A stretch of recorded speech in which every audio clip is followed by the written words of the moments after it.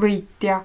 Ma ostan väga tihti kassitoitu, sest meie kassid söövad palju. Kassitoit on päris kallis. Tavaliselt tellin kassitoitu internetist, sest nii on mugavam ja odavam. Need on suured roosad kassipildiga pakid, ma hoian neid köögis akna all kastis. Mõned nädalad tagasi nägin, et üks veebipood korraldab kampaaniamängu. Veebilehel tuli sisestada kassitoidu pakendil olev kood ja võita võis 1000 eurot.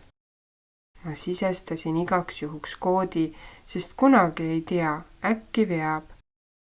Sain eile e-kirja. Palju õnne, te olete võitnud 1000 eurot meie kampaaniamängus.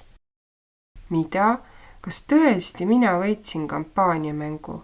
Juhuu! E-kirjas oli veel info, et ma saan 1000 eurot, kui ma viin pakendi Tallinna veebipoe kontorisse.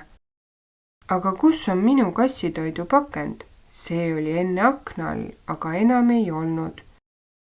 Ja siis meenus, et ma koristasin üleeile kööki ja viisin prügi välja. Tühjad pakendid viisin jäätmejaama, mis asub kodust 20 kilomeetri kaugusel.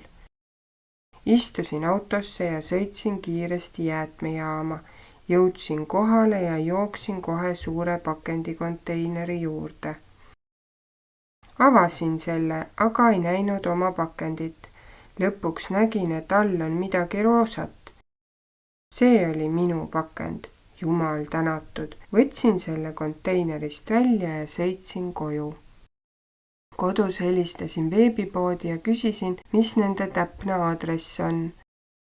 Sekretär ütles aadressi ja lisas rõõmsalt, et nad ootavad mind ja pakendit pole vaja kaasa võtta. On vaja ainult ID-kaart.